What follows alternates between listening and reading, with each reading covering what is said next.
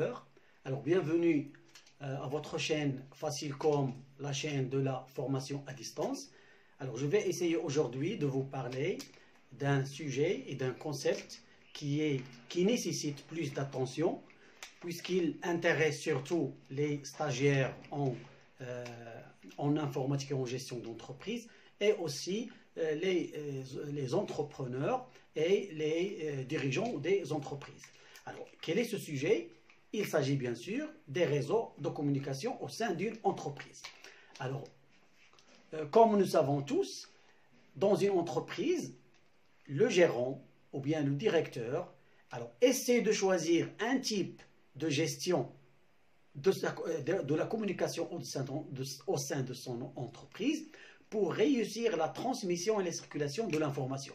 Et pour que cela puisse se passer d'une façon flexible et souple, alors il est nécessaire de bien identifier chaque type de réseau de communication et de savoir comment l'utiliser au sein de son entreprise.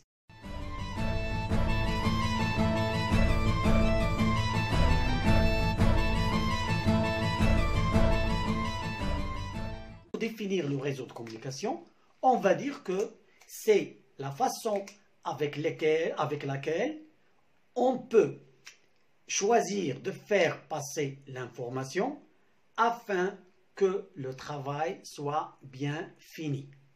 Donc, c'est un ensemble de procédures et de relations entre différents participants, de sorte que cette communication puisse aboutir ou bien revêtir un modèle de type de gestion qui est en tête ou bien qui est dans la tête du gérant et de chef de service ou bien du directeur.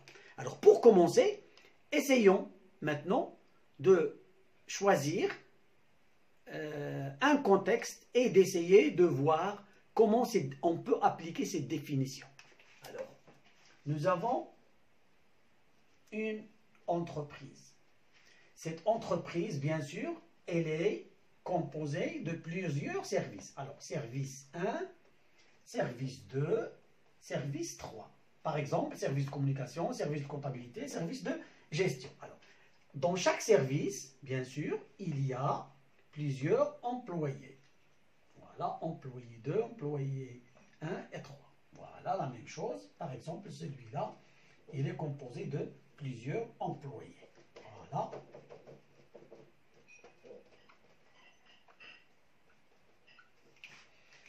Alors, maintenant, dans cette entreprise et selon ce schéma,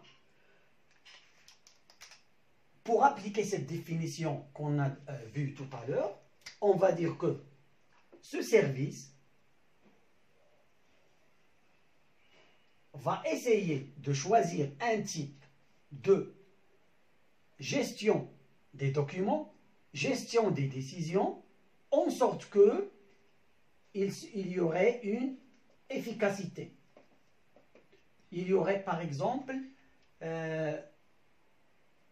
des secrets à garder. Il y aurait par exemple des décisions à prendre. Alors, ce service peut choisir un type de relation entre les différents employés et un type de manière de circulation de l'information pour que ce service soit tout à fait rentable. La même chose pour le service 2, la même chose pour le service 3 et d'une façon macroscopique, la même chose pour toute l'entreprise. Mais cela dépend de la vision du directeur ou bien de l'entrepreneur. Parce que, par exemple, au sein d'une entreprise familiale, la gestion des employés est un peu délicate, puisqu'il y a le côté relationnel entre les différents membres de l'entreprise. Il y a le papa, la maman, la sœur, le gendre, etc. Et aussi, dans les petites entreprises, par exemple, on peut trouver une difficulté à installer un type de gestion et un type de circulation de l'information, puisque le nombre des employés est un peu trop limité. Alors, voilà la façon avec laquelle on peut rendre concret la définition d'un réseau de communication. Alors, tout à l'heure, on va essayer d'entamer les différents types de réseaux de communication. Pour commencer, on va dire qu'il y a 5 types de réseaux de communication. Alors, essayons de mettre en place ces 5 types. Voilà. Alors, les types de communication. Alors, on a 5 types. Alors, le premier, c'est le réseau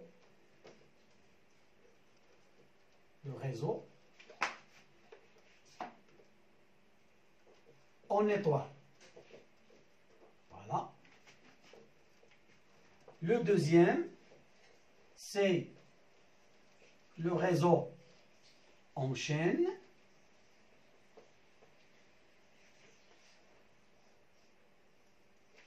Le type numéro 3, c'est le réseau circulaire.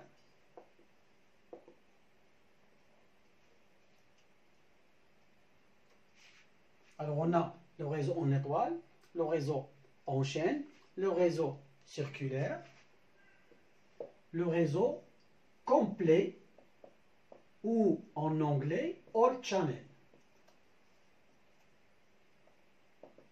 Et en dernier lieu, nous allons avoir le réseau centralisé.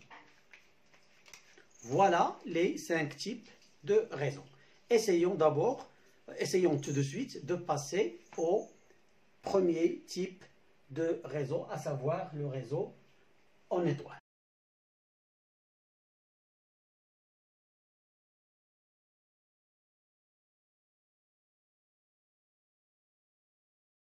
Nous allons aborder le réseau en étoile. Alors, le premier type, le réseau en étoile. Alors, qu'est-ce qu'un réseau en étoile? C'est bien sûr le réseau où nous avons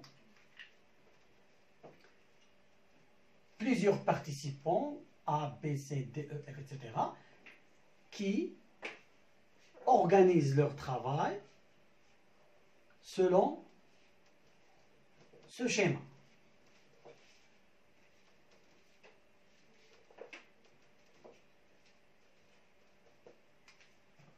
Alors, nous avons A, B, C, D, E, F.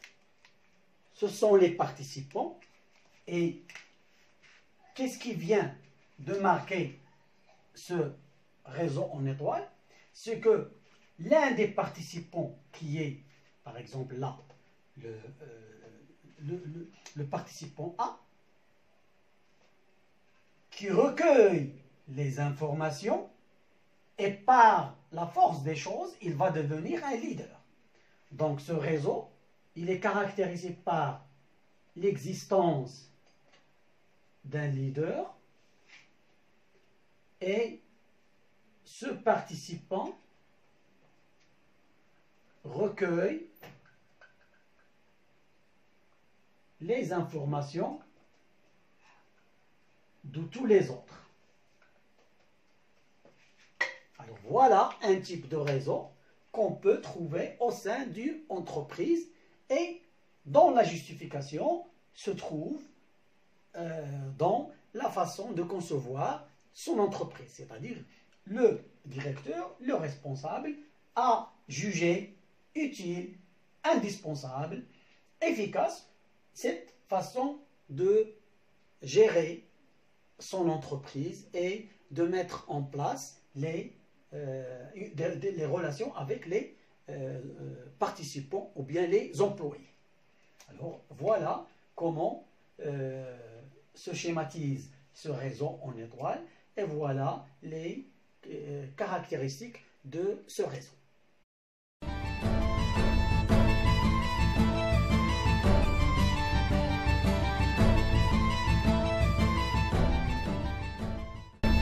Alors maintenant pour le deuxième réseau, il s'agit bien sûr du réseau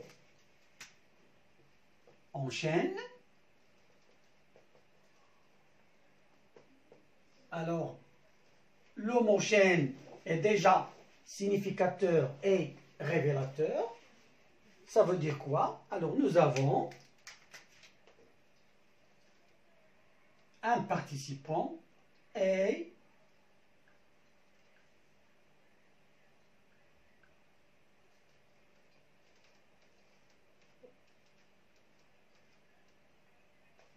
voilà comment l'information circule selon ce réseau. Donc, on voit que dans ce schéma, ou bien dans ce réseau, ou bien selon ce réseau, l'information circule d'un participant à un autre. Alors, l'information circule d'un participant à un autre sans l'apparition d'un leader. Voilà une des premières caractéristiques de ce réseau.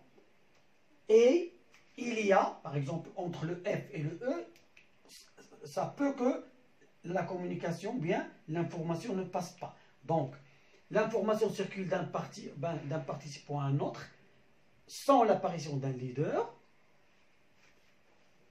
Et il y a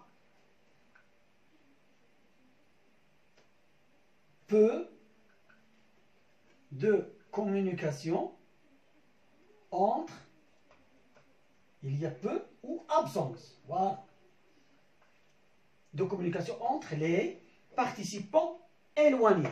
Les participants éloignés. Alors voilà un schéma qui nous explique d'une façon très facile comment se constitue ce réseau et quelles sont ses qualités. Donc il y a une chaîne, il n'y a pas de leader, donc il y a absence de leader, et aussi entre les participants les plus éloignés, ça peut que cette communication n'existe pas et ça peut qu'il y a peu de communication. Donc voilà la définition de ce réseau et ses principales caractéristiques.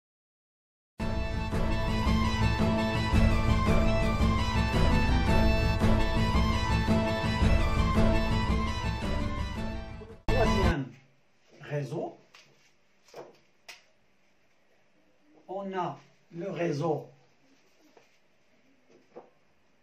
centralisé. Et c'est quoi un réseau centralisé? Alors voilà le schéma. Il est de cette façon. Voilà. Voilà 3 participants. Après, il y a d'autres participants.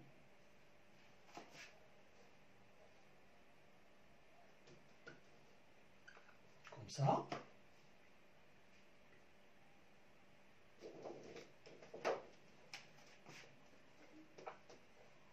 La même chose.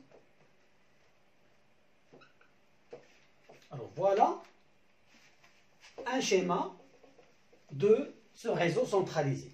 Donc, comment est défini ce réseau et quelles sont ses principales caractéristiques? Alors, d'après le schéma, on voit que, voilà, là, l'information. Dans ce réseau, selon ce réseau, l'information circule, voilà, suivant un canal formel, voilà. H communique avec D, alors l'information se transmet de H à D, de D à B, de B à A. La même chose, de M à G, de G à C, de C à A. Alors un canal, l'information circule suivant un canal formel et remonte jusqu'à, voilà, A, jusqu'à un leader. Alors le A c'est un leader. Jusqu'à un leader en passant par des intermédiaires. En passant par des intermédiaires. Alors voilà, parmi les principales caractéristiques, on voit qu'il y a existence d'un leader et que le canal il est formel de la circulation de l'information et l'existence des intermédiaires entre le participant le plus éloigné et le leader, et de cette façon, il y a une information qui remonte jusqu'à le leader A. Donc, voilà comment se caractérise ce réseau centralisé et quelles sont ses principales caractéristiques.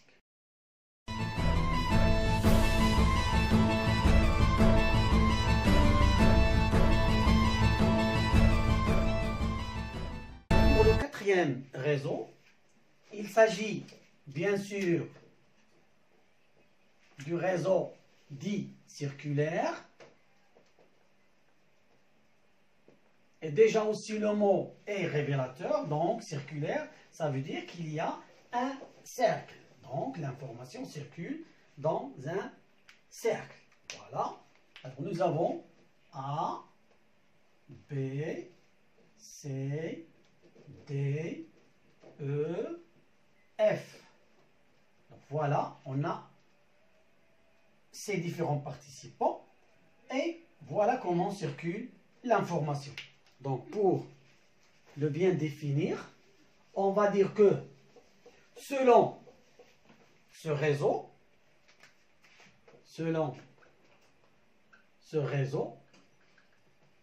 l'information circule d'un participant à un autre, voilà, sans apparition. Donc, il n'y a pas de leader. Donc, le leader là n'apparaît pas. Sans apparition d'un leader, mais il y a, voilà, il y a, par exemple, entre le A et le C, pas de communication, mais on peut parler de peu de communication, voilà, selon, mais il y a absence de communication entre les... Alors, il y a absence ou peu, oui, ou peu de communication entre les participants éloignés. Par exemple, si la communication commence de B, alors elle va de B à C, de C à D, etc., et jusqu'à arriver à A. Mais elle continue, donc elle est circulaire, elle n'arrête pas. Ce qui nous donne qu'il y a une absence de leader. Et on ne peut pas parler dans ce cas d'un leader. Et on ne peut pas parler d'absence de communication entre les éléments les plus éloignés. En termes, ça veut dire définitif. Il se peut qu'il y aurait des échanges d'informations, mais selon ce schéma, il n'y a pas de leader et il n'y a pas de communication entre les interlocuteurs ou bien les participants les plus éloignés.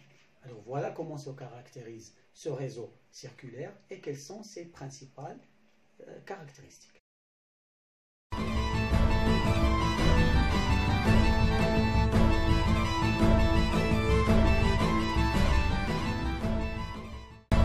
Il nous reste maintenant le dernier et le cinquième type de réseau, à savoir le réseau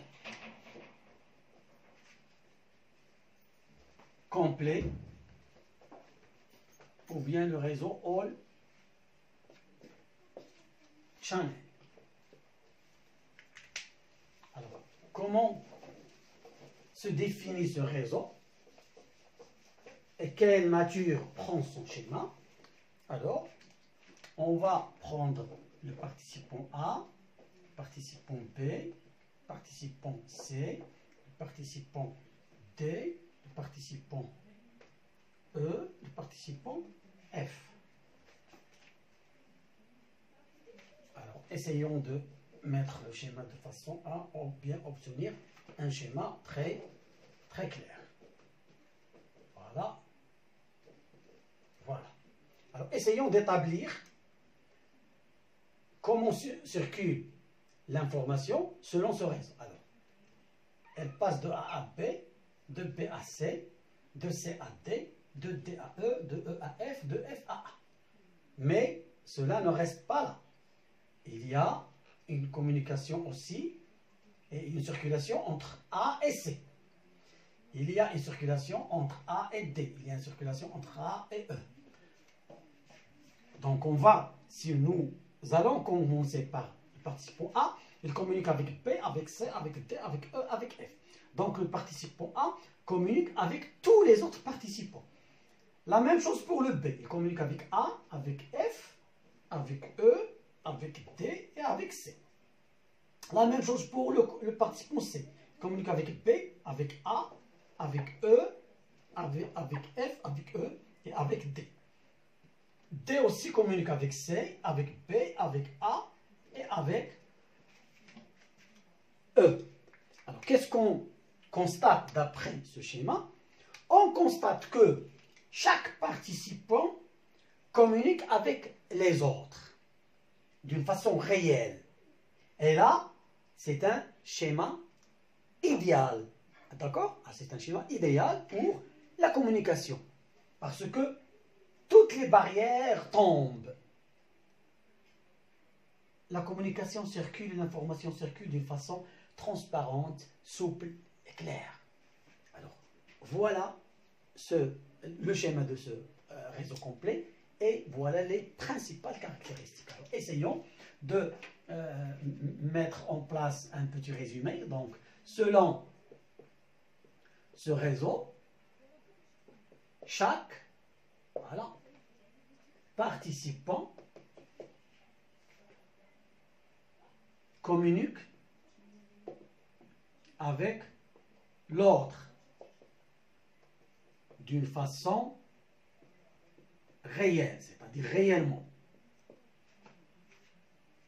Il s'agit d'un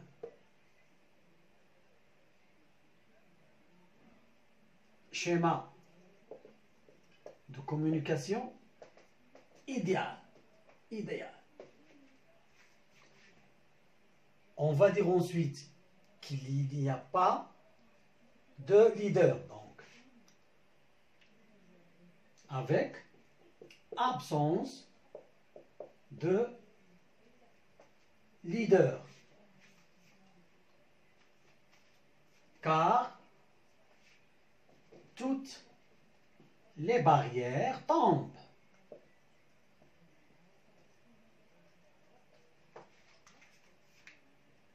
Et si on veut essayer de trouver un exemple à ce schéma, on va dire que le cercle de qualité au sein d'une entreprise en témoigne. Et l'exemple flagrant de ce type de réseau. On a des ingénieurs, ils communiquent entre eux et ils font en sorte que la qualité de l'entreprise soit une priorité. Alors, ce type de réseau est un réseau qu'on peut conseiller aux entrepreneurs qui essaient ou bien qui veulent que leur entreprise essaie de marquer la distinction, la différence et se démarquer des autres entreprises. Parce qu'il est difficile de trouver ce type de réseau au sein des entreprises qu'on voit sur le marché de travail. Parce que prendre ce type de réseau comme façon de fonctionner au sein de son entreprise, ça demande de l'audace, ça demande de l'initiative, ça demande de la créativité, ça demande un esprit ouvert, un esprit d'équipe qui cherche à rentabiliser son entreprise, mais de façon à ce que la communication est transparente, l'information circule entre tous les employés d'une façon simple, d'une façon complète et réelle, et sans existence, bien sûr, d'un leader. Alors voilà un type de réseau qui nécessite beaucoup de réflexion et qui nécessite d'être bien assimilé afin qu'on puisse savoir quels sont, afin qu'on puisse tirer tous les bénéfices qu'on juge indispensables. Alors voilà, avec ce type de réseau complet, en anglais au channel, on finira avec cette séance consacrée aux différents types de réseaux de communication.